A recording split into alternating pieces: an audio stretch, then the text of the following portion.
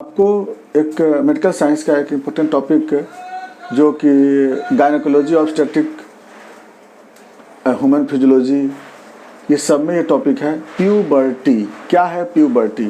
Puberty जैसा कि आप वर्ड देख रहे हैं, कई बार आप सुनते भी होंगे, यानी ये एक स्टेज है चिल्ड्रेन स्टेज से, चिल्ड्रेन पेडियाट्रिक्स चिल्ड्रेन स्टेज से जब रिप्रोडक्टिव स्टेज में जब आते हैं तो चिल्ड्रेन स्टेज से रिप्रोडक्टिव स्टेज में आने में बॉडी में कुछ चेंजेज होता है। बिना चेंज का रिप्रोडक्टिव एज नहीं आ सकता है। अगर जब तक चेंज नहीं होगा तब तक वो चिल्ड्रेन ही कहलाएगा। तो चिल्ड्रेन स्टेज से रिप्रोडक्टिव स्टेज में आने में बॉडी में कुछ चेंजेज आता है, इसी चेंजेस को हम लोग प्यूबर्टी बोलते हैं। यह एक एज होता है, एक स्टेज होता है। तो puberty is a stage in which the person change into children stage to reproductive life stage. This condition known as puberty. अब आते हैं प्यूबर्टी क्यों होता है। जैसा कि आपको मालूम होगा कि प्यूबर्टी मेल में भी होता है, फीमेल में भी होता है, जहाँ पर सेकेंडरी सेक्सुअल ऑर्गन का ग्रोथ होता है और साथ साथ बॉडी में और भी बहुत सारी चेंजेस आते हैं। यही प्यूबर्टी कहलाता है। अब आते हैं बात कि प्यूबर्टी डेवलप क्यों हो जाता है। तो प्यूबर्टी डेवलप होने के पीछे मेल में टेस्टोस्टेरोन है। टेस्टोस्टेरोन आपको मालूम होगा कि ये हार्मोन दो जगह से बनता है, एडिनल कॉर्टेक्स के जोना रेटिकुलरिस सेल से और दूसरा टेस्टिस के सर्टोली सेल से बनता है। और इसको टेस्टिस के सर्टोली सेल्स को स्टिमुलेट करता है LH हार्मोन, FSH हार्मोन। यह हार्मोन पिट्यूटरी ग्लैंड से निकलता है। पिट्यूटरी ग्लैंड आप सुने होंगे आप लोग। तो पिट्यूटरी ग्लैंड से वहाँ से निकलता है FSH। पिट्यूटरी ग्लैंड को स्टिमुलेट करता है हाइपोथैलेमस। कब? एक एज आने पर GnRH का सिंथेसिस हाइपोथैलेमस से होता है और वह हाइपोथैलेमस उससे पहले GnRH इस हार्मोन को सिंथेसिस होने नहीं देता है और उस GnRH का सिंथेसिस हाइपोथैलेमस के न्यूक्लियाई से होता है। तो एक एज आते ही न्यूक्लियाई का डेवलप हो जाता है। जैसे ही एज आता है, एक फिक्स एज आता है किसी में, जैसे मेल में 11 इयर्स और फीमेल में 10 इयर्स। जैसे ही यह एज आता है, मेल में 11 साल, फीमेल में 10 साल, उसी समय यहाँ फीमेल में है। फीमेल में कौन सा हार्मोन बनने लगता है? एस्ट्रोजेन। बड़ी गौर सुनिएगा यहाँ पर। तो मेल फीमेल दोनों में क्या होता है कि जैसे ही वो हाइपोथैलेमस में न्यूक्लियाई ग्रोथ करेगा, जैसे ही हाइपोथैलेमस न्यूक्लियाई बनेगा, हाइपोथैलेमस न्यूक्लियाई के बनते ही GnRH बनता है। GnRH क्या करता है कि एंटीरियर पिट्यूटरी ग्लैंड पर वहाँ जा करके और FSH और LH का सिंथेसिस करता है। और यह FSH LH जो होता है वह मेल में टेस्टोस्टेरोन बनाता है और फीमेल में एस्ट्रोजेन बनाता है। अब इसी हार्मोन के बनते ही, याद रखिएगा, यही हार्मोन के कारण प्यूबर्टी आता है। कैसे आता है आप देखिएगा। तो सबसे पहला हम लोग बात चलते हैं मेल में, हम लोग चलते हैं मेल का, फिर हम लोग चलेंगे फीमेल का। ये सपोज दैट मेल का बॉडी है, ये मेल का बॉडी है और ये हैंड, ये एक्सट्रीमिटीज, लोअर एक्सट्रीमिटीज और यहाँ पर फिर हैंड हो गया। हम सिर्फ एनिमेटेड डायग्राम इसलिए बना रहे हैं समझने के लिए।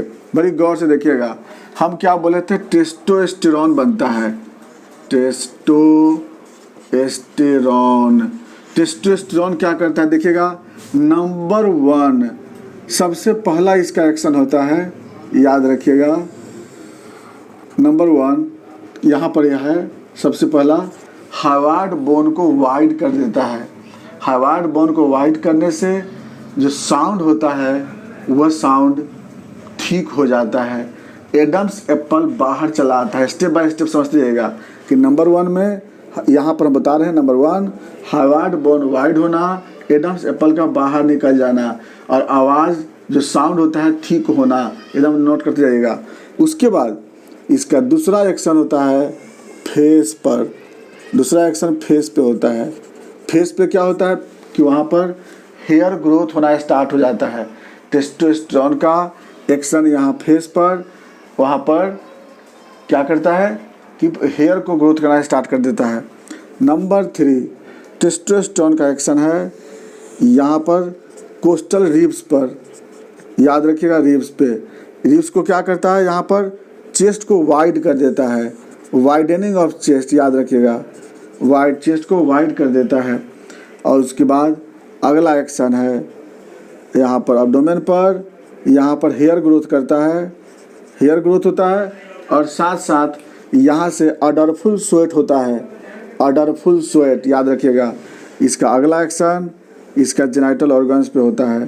जेनिटल ऑर्गन्स पे क्या करता है, स्पर्मेटोजोआ का synthesis, semen synthesis, formation elongation of external genitalia, formation of elongation, growth of scrotum, hair growth, क्या क्या बोले हम, तो याद रखिएगा। जेनिटल ऑर्गन पे क्या क्या बोले हम लोग, spermatozoa synthesis, semen formation, hair growth, external genitalia growth, scrotal growth. यहाँ पर एक्शन होता है टेस्टोस्टेरोन का। टेस्टोस्टेरोन का अगला एक्शन होता है एक्सट्रीमिटीज़ पर। अपर एक्सट्रीमिटीज़ में यहाँ पर फैट का फॉर्मेशन और मसल्स का फॉर्मेशन को बढ़ा देता है, और यहाँ पर इस तरह से मसल्स बनता है यहाँ पर।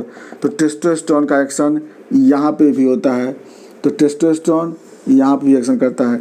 तो आपने देखा कि मेल में टेस्टोस्टेरोन क्या क्या करता है, और साथ साथ बॉडी के अदर हेयर ग्रोथ में भी ये टेस्टोस्टेरोन का रोल है।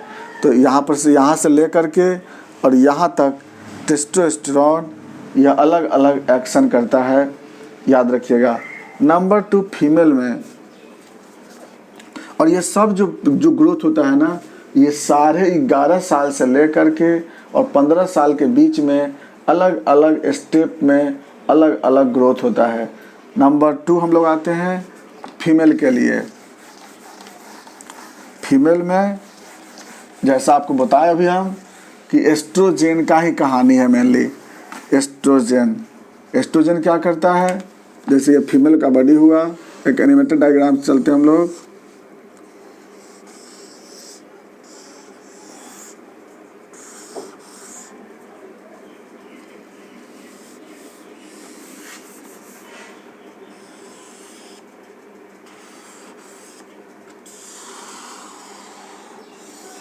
एनिमेटेड डायग्राम चलते हैं हम लोग, ऐसे सिंपल समझ लें हम लोग। चलिए, एस्ट्रोजेन का पहला एक्शन याद रखिएगा, सबसे फर्स्ट एक्शन स्कैल्प स्किन पर। स्कैल्प यहाँ पर हेयर के ग्रोथ को करता है। स्कैल्प पे एक्शन है, इस पर क्या करता है, यहाँ पर हेयर को ग्रोथ करता है, हेयर के ग्रोथ को बढ़ा देता है, शाइनी हेयर का फॉर्मेशन करता है, याद रखना है यहाँ पर। नंबर 2 एक्शन फेस पर।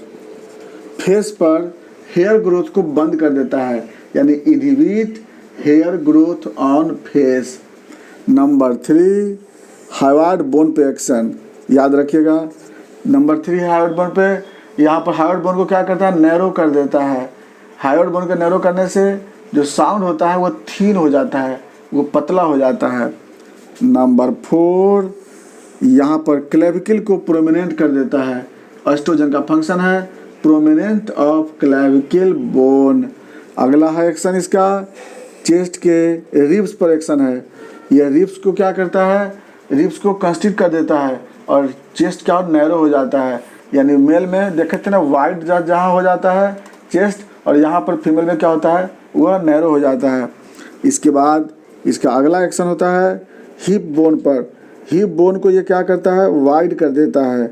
जो मेल के केस में हिप बोन नैरो हो जाता है, फीमेल में हिप बोन वाइड हो जाता है। नेक्स्ट एक्शन एस्ट्रोजन का जेनिटल ऑर्गन पे है।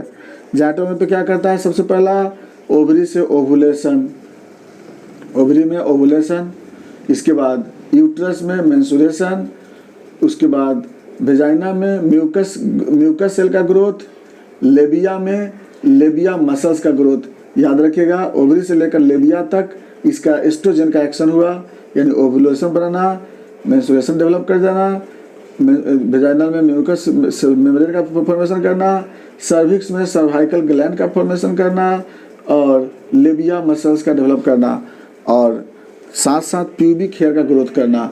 इस तरह से एस्ट्रोजन का एक्शन यहाँ पे होता है, इतना एक्शन होता है।